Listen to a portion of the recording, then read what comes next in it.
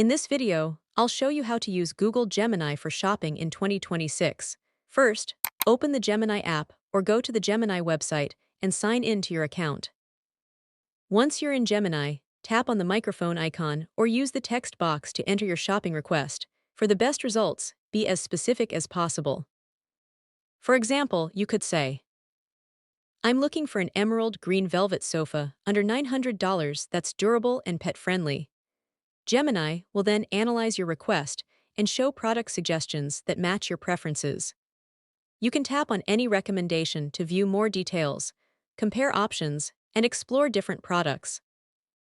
If you want to refine the results, simply ask follow-up questions or add more details like your budget, preferred brand, color, size, or specific features.